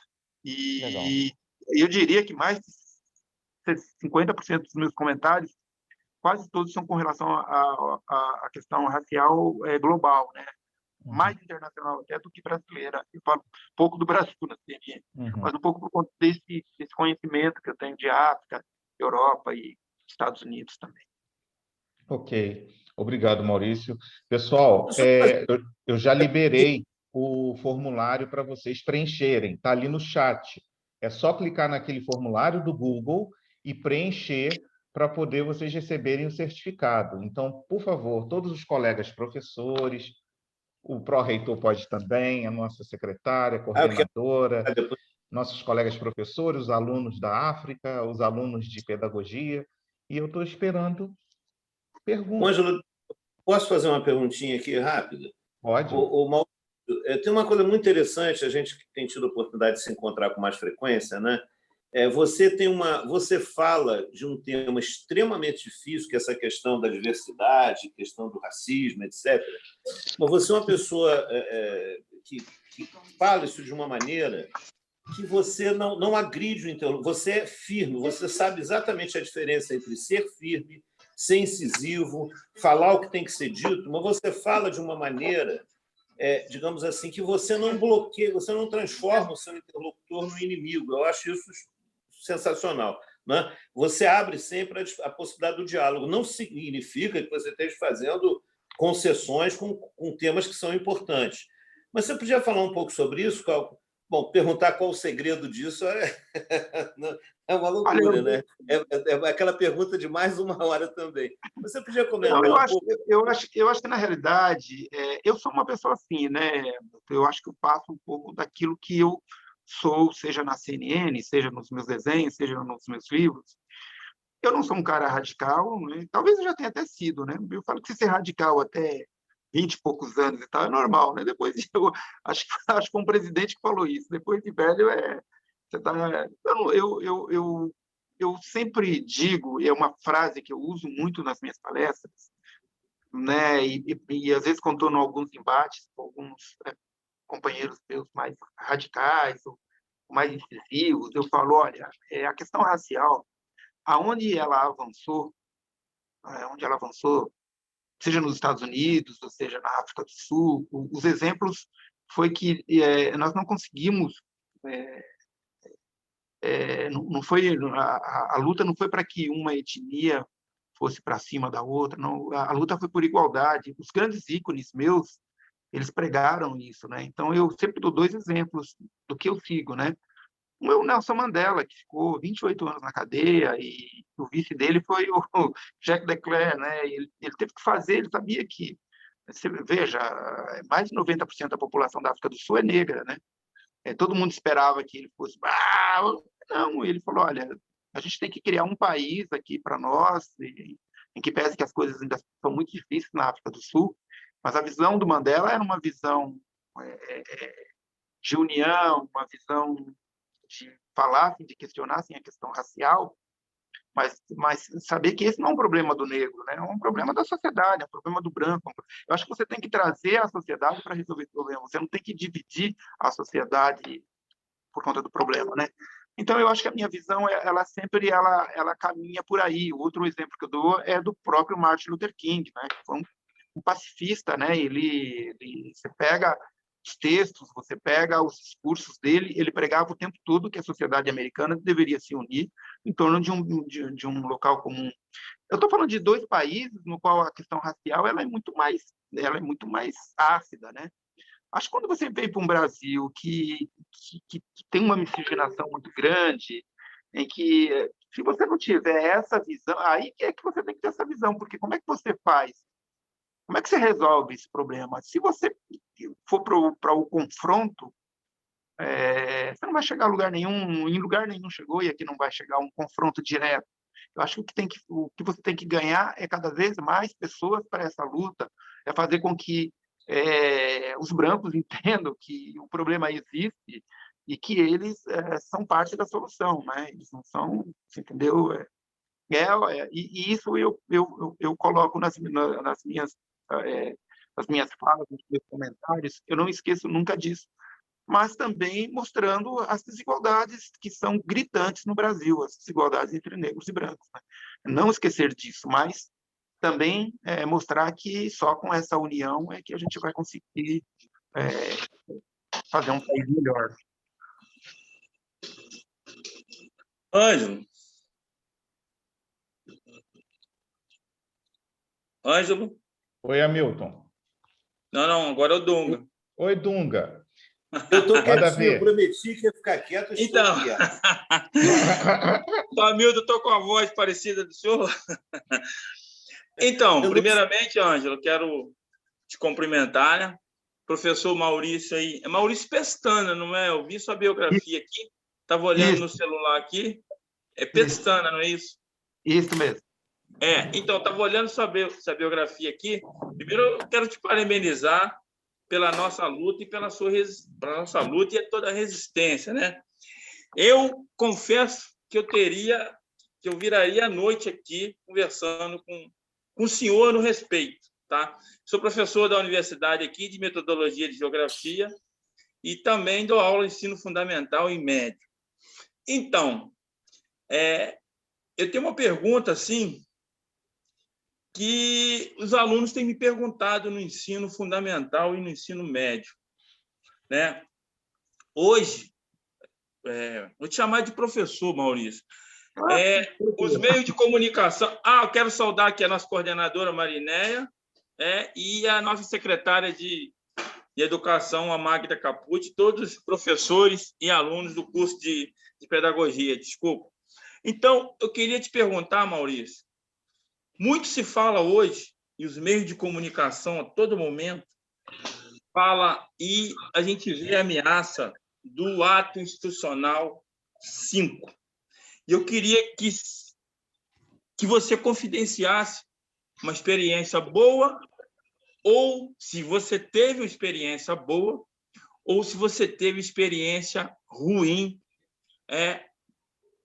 sendo um cartunista na ditadura militar. Olha, a minha relação com a ditadura militar, e aí eu vou falar da minha relação pessoal, ela foi meio nefasta, né? Eu tenho alguns traumas até hoje, porque eu sou aqui da periferia de São Paulo, da Zona Leste, e a Zona Leste, o bairro que eu fui criado desse... Sou da periferia, eu sou fã dos Racionais, hein? Ah, é? O bairro que eu cresci, ele era um bairro muito distante, e é divisa ali com o ABC, com Santo André. Em Santo André, São Bernardo... Se a gente tem mais de 70 anos. Maria Luísa, está aberto o som. Maria Luísa, está aberto o seu som. E aí, voltando um pouco, aquele local ali era um local de desova da ditadura. TI também. Então, eu me lembro que nesse período, era um período que eu estava ainda na primário, muitas vezes estava indo para a escola, a gente encontrava cadáveres, que era um bairro de desova da ditadura. Então, eu fiquei décadas sem enterro, porque eu lembrava desses cadáveres. Então, isso existiu, né? E isso, para mim, foi muito presente na minha vida. Então, eu sei muito bem o que era ditadura, porque quando criança, na época se falavam que eram as vítimas do Esquadrão da Morte, que era a polícia da ditadura militar. Então, esse é um trauma ruim. Eu acho que pode ser estranho o que eu vou dizer aqui, mas eu acho que, e aí não é por conta da ditadura, eu acho que é por conta de todo um sistema que também se desmontou ao longo das últimas décadas. Eu acho que a educação naquela época ela era um pouco mais... você tinha uma qualidade de educação na escola pública melhor. Mas isso eu não coloco isso na conta da ditadura, não. Eu acho que é porque houve sistematicamente... Eu acho que assim, eu acho que deveria ter aula de ética. Eu tive aula, né, de UFPB, que eu acho que deveria voltar. Eu acho que tem umas coisas assim que educação moral e cívica, algumas coisas assim que eu acho que era uma coisa interessante. Eu acho que a educação perdeu muito ao longo do tempo, não foi por isso. Então, se eu posso dizer que eu lembro de uma coisa boa, é que a educação era boa, mas também não acredito isso à ditadura. Acredito que, ao longo do tempo, a gente perdeu um pouco o fio da meada na área da educação. O senhor que é um educador, estou dizendo isso para o senhor, porque eu vejo hoje também a forma com que se trata a educação, como a gente perdeu, como a educação, como a escola pública era melhor. O Maurício, eu tenho uma aluna que está aí na palestra, não sei, acho que ela ainda não saiu, a Daniele Macário, ela está no 7º período e ela está desenvolvendo um TCC sobre a questão do ensino de moral e cívica em Vassouras, porque foi aprovada uma lei que voltou com o ensino no município, nas redes municipal, estadual e particular. Tá? Ela certo, está analisando isso. Tá? Eu sinto saudade disso. Era muito bom. Tá? Só para dar um exemplo. Pessoal, ainda tem gente que ainda não preencheu a planilha. Eu estou aqui na palestra e estou acompanhando a planilha de preenchimento. Então, assim, ainda tinha uns 100 preenchidos, ainda faltavam uns 20 e poucos. Por favor, preencha a planilha para vocês poderem receber o certificado. Eu tenho uma pergunta aqui, Maurício. Uma perguntinha, Ângela. Eu não queria interromper, mas só lembrar uma pergunta meio burocrática, né? Essa palestra está sendo gravada, depois eu queria que você conversasse com o Maurício para ver se vai ser disponível no site da universidade ou no YouTube, alguma coisa assim, se ele autoriza ou não autoriza, porque isso aqui é uma conversa dentro da universidade, então isso tem direitos autorais, é um produto intelectual, né? Então a gente tem que ver isso aí, depois ver com ele aí, por favor. Faz parte do nosso convênio, Milton. Para mim já está autorizado aqui, ó, em público, hein? Que é melhor do que qualquer papel. Então tá bom, tá ótimo. Tá bom, obrigado, Maurício. Então, colegas, eu estou acompanhando aqui a palestra, estou acompanhando a planilha de preenchimento e estou acompanhando o chat também. E aí tem uma pergunta aqui da Bá sobre a questão da escravidão, Maurício. Deixa eu só conseguir chegar aqui, porque... Vamos lá. Isso é ela colocando: nossa escravidão não está extinta, na minha opinião, a Bá. A escravidão cruel é a inferioridade. Qual a diferença entre os comportamentos dos brasileiros e dos outros povos? Essa é a pergunta da Sebastiana, que gosta de ser chamada de Bá. Olha, eu acho que eu até respondi, eu já respondi um pouco essa pergunta numa fala que eu fiz, quando você fala de racismo, de preconceito, né, de discriminação. Eu acho que são coisas que elas se adaptam a determinadas sociedades, né?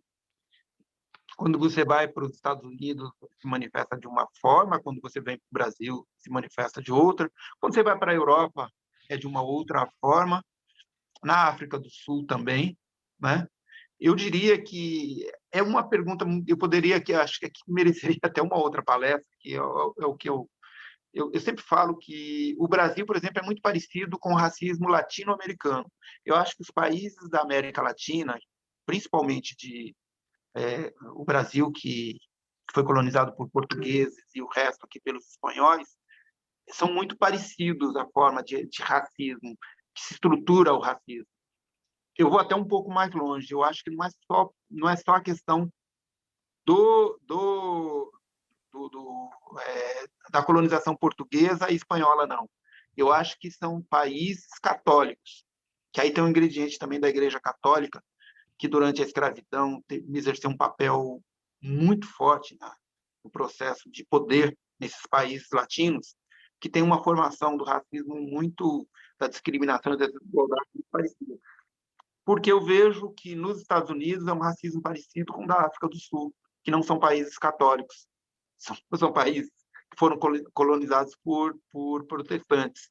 E quando você vai, por exemplo, para a Europa, para a França, já é uma outra história. Então, eu acho que essa questão do racismo, ele se adapta um pouco à cultura e à história de como esses povos se desenvolveram.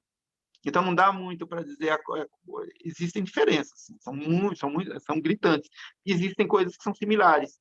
Se você vai, por exemplo, para a Venezuela, que é um país que eu conheço, o Uruguai, o Hamilton morou na Venezuela, vai ver que a diferença não é muito diferente do Brasil, não.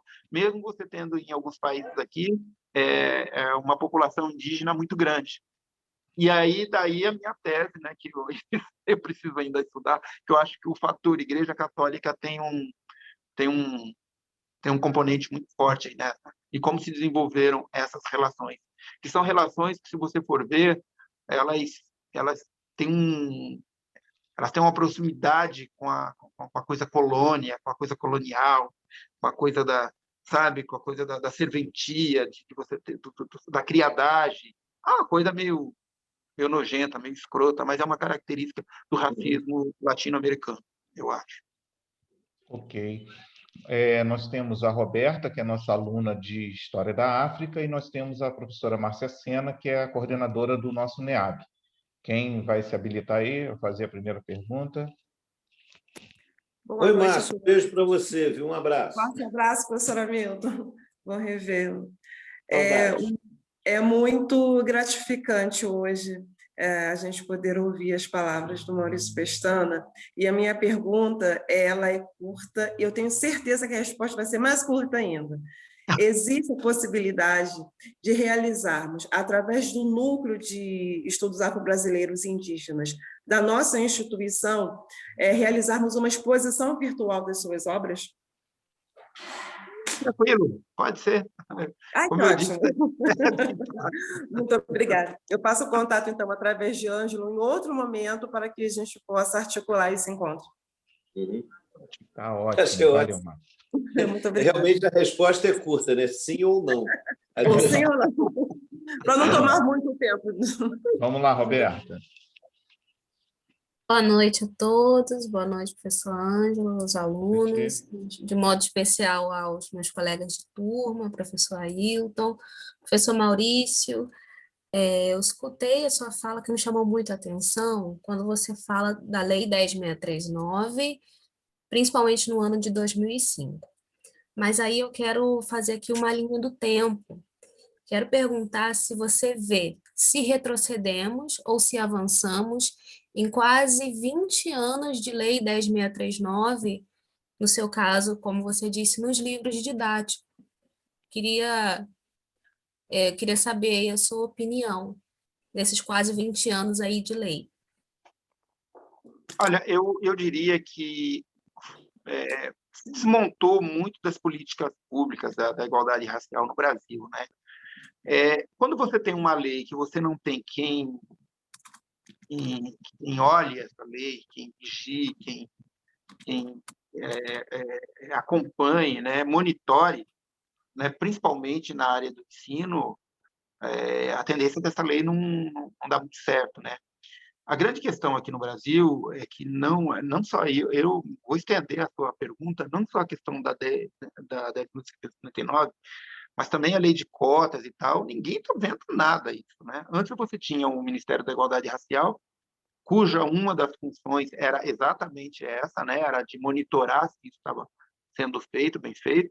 Só que hoje você não tem esse ministério. Se você não tem esse ministério, quem é que está monitorando, né? Eu sei de casos aí, que, por exemplo, no caso da lei de cotas, hoje no Brasil, eu não diria que está entrando mais, mas está entrando uma quantidade muito grande de brancos pela lei de cotas, né? Por quê? Porque não tem quem olhe, né? Eu falo isso que na época que eu fui secretário aqui em São Paulo, por exemplo, eu criei uma comissão, porque havia muitas fraudes, né? Muitas fraudes, e era coisa terrível. Estou falando de uma secretaria, olha, de uma secretaria da igualdade racial, que eu vi que estava tendo problemas, porque eu falei, não, está entrando, a lei foi para beneficiar negros e negras, né? Agora, imagine hoje que não tem secretaria e que não tem quem monitore isso, né? Então, tem um problema. Agora, é óbvio que ela foi importante, ela ainda é importante, porque pelo menos ela é um marco para quem quer trabalhar isso na escola. Fica muito mais fácil você chegar para uma diretora, para uma coordenadora e dizer, olha, eu quero trabalhar isso porque existe essa lei, né? E você está amparado numa lei. Agora, ao mesmo tempo, para quem não faz nada também, está tudo bem, porque não tem quem cobre isso, né?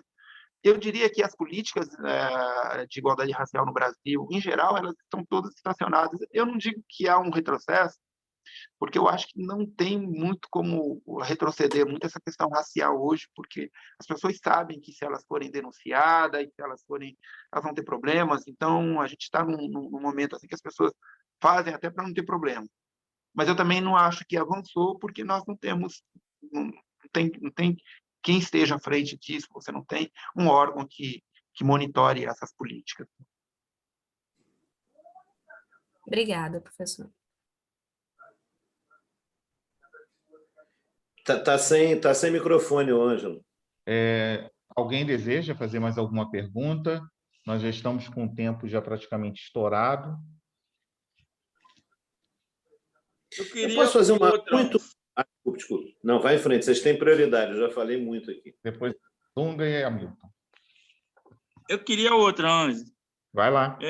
Eu de novo aí, professor Maurício. Então, professor, olha só. Eu queria se o senhor afirmasse que sim, dissesse por que o sim. E se falasse não, também dissesse o porquê do não. A pergunta que eu faço é simples. A nossa sociedade... Hein? Senhor Samil? Não. Vai em frente. Estou adorando essa pergunta. A pergunta que eu faço hoje, a nossa sociedade hoje, ela tem uma dívida com os nossos irmãos negros africanos? Sim, Se sim, por quê? Bom, eu te digo, a dívida ela existe porque o Brasil, aí eu posso até fazer essa comparação com os Estados Unidos, que eu acho que é importante. Os Estados Unidos, quando terminou a escravidão deles, foi uma guerra sangrenta, a Guerra Civil Americana foi por conta disso, o Sul contra o Norte e tal. E houve, em alguns estados, em alguns casos, houve uma reparação. Então, teve lugar lá que o cara ganhou um pedacinho de terra e uma mula. Mas nem todo mundo ganhou essa mula e esse pedaço de terra. Mas teve quem ganhou. Houve em alguns lugares, o pessoal do norte, gente que tinha dinheiro, ajudou os negros a criar a universidade. As universidades negras são mais antigas que as universidades brasileiras. Houve um processo lá que sabiam que porque aquele país é o centro do capitalismo, né? Eles estavam construindo, era assim, olha, eu posso não gostar dos preços, eles se desenvolvam, mas eles têm que se desenvolver. Ao contrário daqui, né, que eu chamo do racismo burro até, né? Porque se você é um país capitalista, o ideal é que o país se desenvolva, se tiver diferenças e tal, você já dá, mas se desenvolva. Aqui não. Aqui não se deu educação, não se deu escola, não se deu... É como que assim, não, os negros vão continuar na mesma posição para que eles continuem, e aí eu falo um pouco dessa coisa latino, né? Sendo os serviçais da casa, né? Então, quando você pega ali a transição de 88 até a década de 20, 30, e até hoje na cultura brasileira, ainda se vê o negro como serviçal, né? Ele não pode sair dessa... E essa dívida não foi paga. Eu falo de dívida porque o Brasil podia ter feito uma abolição mais pensada, mais inteligente, né? Mais desenvolvimentista, né? Pô, falasse assim, esses caras vão sair do nada, a gente tem que fazer... Eu falo que a 88 é como se fosse a primeira coisa aqui da Covid, e eu tenho comparado muito com a Covid. Imagine se quando explodiu a Covid, que todo mundo tem que ir para casa, acabou, fecha tudo, se você não tivesse o auxílio. Foi o que aconteceu em 88, só que não teve auxílio nenhum. Acabou-se com o negócio e, ó, pronto, vocês vão lá, não sei, se virem aí e tal, né? E a gente está aí até hoje atrás desse ressarcimento que não houve.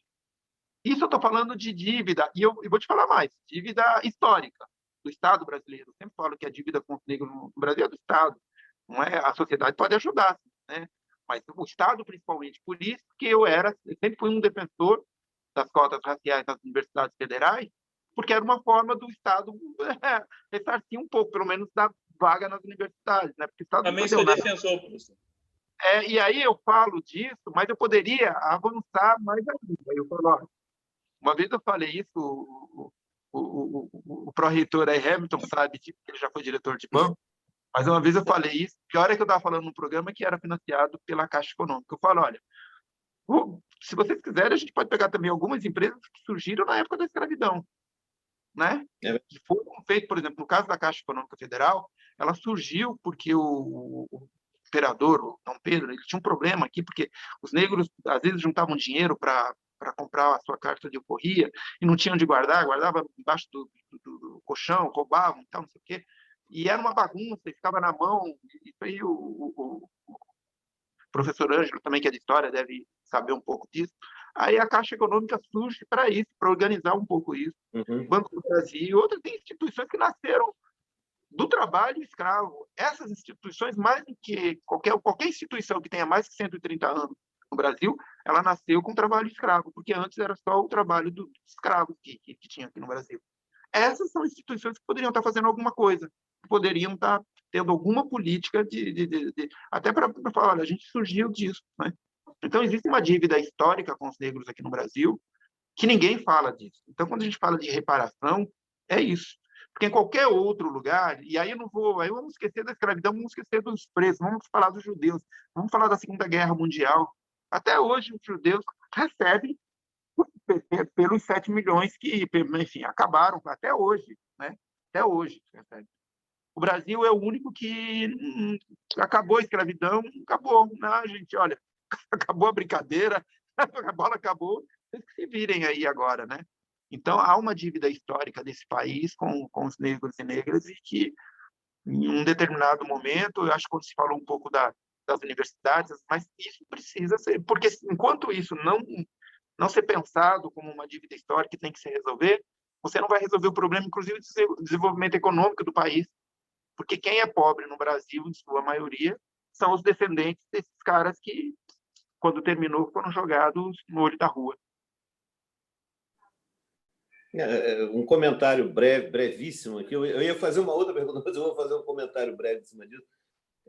Bom, eu sou muito fã assim, da Eufrásia, essa coisa toda. A Eufrásia tem um relacionamento longo com Joaquim Nabuco, né, que foi um dos grandes nomes do partido do abolicionismo, né, da campanha abolicionista. E as pessoas confundem muito com José do Patrocínio, que era preto, né, que era José do Patrocínio.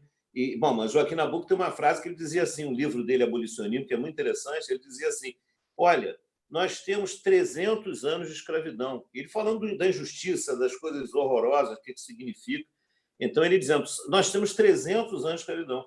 Quanto mais rápido nós começarmos a resgatar essa dívida, melhor. Então, se você olhar, nós realmente temos, sei lá, 100 e poucos anos. De 88 para cá, não dá 200 anos, 100 e poucos anos, né? 134 anos. Quanto? 134, né? 134 vai fazer agora. Pois é, você já deve ter essa conta feita, não fez de cabeça agora, não. mas, digamos assim, 134 anos. E tem 300, na época de 88, eram 300 anos acumulados de escravidão. É uma coisa louca, 388, sei lá, quase 400. Mas, então, isso, eu acho que é importante lembrar, né? Lembrar esse ponto. Mas a pergunta que eu ia fazer, Maurício, é até uma pergunta de gordo, tá bom? E é uma pergunta mais leve, vamos dizer assim, se é que um gordo pode fazer uma pergunta leve, mas é um outro lado que eu acho muito bacana e tem a ver com... a Magda está botando a mão na cabeça, mas como eu sou gordo, eu posso falar mal de gordo, não tem problema não. Os gordos aí que se sentiram... Mas voltando aí. Então, é uma pergunta interessante, porque tem a ver com cultura também, as pessoas esquecem que comida, né? Quer dizer, a culinária é algo extremamente sofisticado.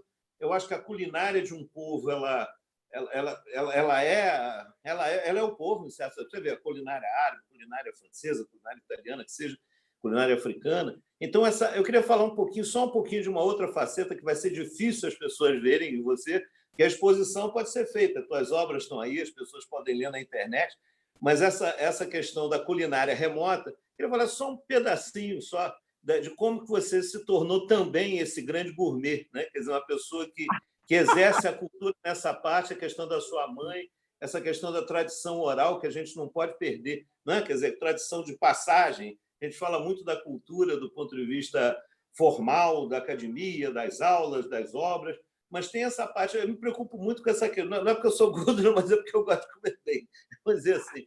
Então, acho que essa gastronomia é algo muito importante, eu acho que é algo... E falar um pouquinho desse aspecto da sua mãe, né? Como é que ela passou isso para você, que você acabou sendo herdeiro, né? dessa tradição, segundo você me falou. Ponto. Sim. Nós somos a minha família são 7 irmãos, né? E grande parte da nossa criação, e meus pais trabalhavam, né? Minha mãe era cozinheira. E eu estava brincando, né? Estava te contando aqui, né? Estava cozinhando. A Milton já provou, e ela falava que eu era o único que ficava observando. Eu sempre fui observador, eu acho que isso é coisa do desenho, do artista, né? Eu ficava observando ela cozinhar quando ela a cozinha. E minha mãe cozinhava para restaurantes internacionais e tal. E aí eu aprendi olhando, né? Mas também porque tem essa coisa da comida, das famílias negras, que as coisas acontecem sempre na cozinha. Eu acho que a gente tem uma relação com a cozinha é muito grande. E eu adoro mesmo cozinhar. Eu digo que é a segunda arte que eu faço. E o Hamilton está fazendo uma propaganda aí. É uma pena que é remoto, né? Porque a gente vai abrir um restaurante em Vassoura, vamos fazer um curso de culinária, alguma coisa assim na universidade. Está faltando. Até porque... Temos uma cozinha maravilhosa, não é, Pró? Lá no centro de convenção. Quem sabe se o Maurício não estreia? Vamos fazer um festival gastronômico africano, Maurício. Vamos fazer bacana, não é? E eu falo isso também só porque a gente está vivendo esse momento onde tudo é remoto, né? Então, a gente pode passar... É claro que a experiência ao vivo é outra coisa, sem dúvida, mas quando você bota os seus cartoons, isso a gente pode passar remotamente, eletronicamente, né? Mas ainda não temos como passar certo sentido, como da gastronomia. Então, acho que é importante a celebração, né? Estar junto, em torno de uma mesa. Só estou lembrando disso, porque a gente precisa se lembrar disso nesse momento muito difícil que a gente está passando. Temos que resgatar o presencial. Rezo para que a gente possa aglomerar logo, tá bom? Esse é um ponto. E só registrar aqui a Marinéia, né, Marinéia? Um grande abraço para você. A Marinéia, nossa coordenadora da pedagogia, falou um pouco aí no início. Está passando, agradeço a presença dela também, porque ela está passando um momento um pouco mais difícil com a mãe, que está doente, mas está saindo. Então, eu queria agradecer, em nome na Marinéia, agradecer a todos também, Maurício, muito obrigada. Hoje, professores e alunos. Ponto. Eu que agradeço. Hamilton, ainda tem uma pergunta aqui da Andréa Pitti, para a gente poder encerrar, porque os colegas têm que voltar para a aula, né? André. Vamos lá, Andréa. Na verdade, professor, não é bem uma pergunta, mas é um agradecimento. Gostaria muito de agradecer a oportunidade que o Maurício nos deu dessa palestra maravilhosa, né? Ele que é pioneiro e referência, né? Nessas duas questões, né? Questões raciais, né? Que a gente tem trabalhado muito hoje em dia. E que muito pouco, assim, os nossos irmãos que aqui foram escravizados tiveram muita pouca visibilidade, quase nenhuma, não é verdade? Então, ele vem resgatando isso já há muito tempo, com as charges, com o trabalho dele. Então, ele é bem pioneiro e eu gostaria muito de agradecer essa oportunidade que nós tivemos hoje de conhecer um pouco mais do Maurício, de sua intimidade, de uma família numerosa, com toda, como disse Hamilton, o Hamilton, né? Que essa coisa... Hamilton, o Hamilton. Hamilton não é o Maurício. Lá no dia foi só Hamilton, lembra? Só Hamilton, era Hamilton para cá, Hamilton para lá. Aí um dia ele falou para mim que os mais jovens, que os alunos chamam ele de Hamilton, os mais velhos de Hamilton. Então, aí eu falei, então é comigo mesmo chamar ele de Hamilton, viu? É muito gostoso. Muito obrigada por esse privilégio de estar com você aqui conosco, viu, Maurício? Ficamos muito felizes quando o professor nos deu assim, essa notícia que você iria dar uma palestra para a gente. Nosso grupo, que eu faço pós em História da África, Indígena e Afro-Brasileira na universidade, a nossa turma ficou felicíssimo e ansiosos pela sua palestra. Fico muito feliz com isso, porque você é primeiro nessa questão, né? Eu que agradeço. Obrigado, Pitti. Alguém mais quer colocar mais alguma coisa? Professor Hamilton, professora Magda, Dunga. Eu queria, quer dizer, eu não estou terminando, não, as pessoas conosco. Eu queria pedir uma coisa aqui, antes que as coisas se desliguem, pedir um aplauso para o Maurício aqui. Vamos abrir nossos áudios. Agora podemos abrir todos os nossos áudios e bater palma mesmo. Abre os áudios. Professor, obrigado. Professor Ângelo. Professor Ângelo. Eu de pé não vou ficar, agora eu me lembrei que eu tenho... Professor Ângelo. Sim, Maurício. Professor Ângelo. Sim. Professor Ângelo. Quem está perguntando? Marcos. Oi, Marcos. Marcos. Oi, Marcos. Posso fazer uma perguntinha ao professor Maurício? Sim. Boa noite a todos. Né? eu sou aluno da pós-graduação em História e da Cultura da África, afrodescendente indígena. Então, eu gostaria de não só parabenizar o professor Maurício, como também fazer uma pequena pergunta. Professor Maurício, como o senhor vê, né, o nosso curso de pós-graduação em História e Cultura da África, afrodescendente indígena, como espaço de resistência? Olha, eu acho que ainda são daqueles espaços de resistência que estão aí cumprindo um papel de resistência mesmo, né? Porque, como eu disse aqui algumas vezes, com o desmonte que houve de todas as políticas da igualdade racial, graças a Deus que sobraram esses cursos, que sobraram esses verdadeiros bastiões e redutos de preservar isso e de levar isso adiante. Então, eu vejo assim com muita firmeza, fico feliz quando o professor Ângelo falou do curso. Falei, puta, que ótimo que a universidade tem esse curso e que vai ser para nós, para as coisas que a gente está pensando fazer neste convênio com a raça e tal, vai ter espaço assim muito grande, da onde surge uma série de ideias que a gente está tendo aí para resistir mesmo e para evoluir nessa discussão, nesse debate, nessa temática. Então, eu fico muito feliz com esse curso, muito feliz. Muito obrigado. Obrigado, Marcos. Mais alguém? A gente pode encerrar, vamos lá. Ângelo, eu Oi, gostaria Magda. de aproveitar a oportunidade, uma vez que nós temos aqui outras pessoas que não sejam nossos alunos da pedagogia, como o Pete, o Marcos, não é? E deixar um convite muito especial da Secretaria de Educação, mas em parceria com o Observatório de Educação do curso de Pedagogia da nossa universidade, em celebração ao Dia da Educação, que é amanhã. Nossa! Um Educafé, que é assim que nós chamamos, um encontro do Educafé,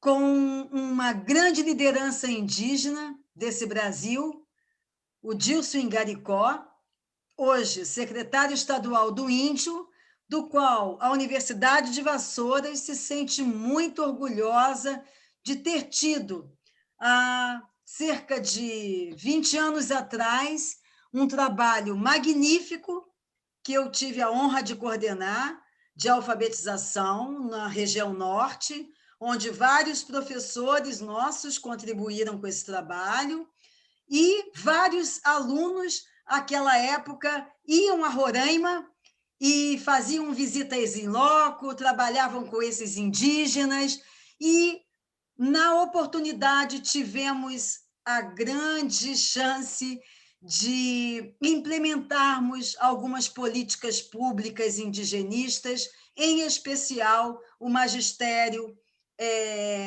indígena diversificado.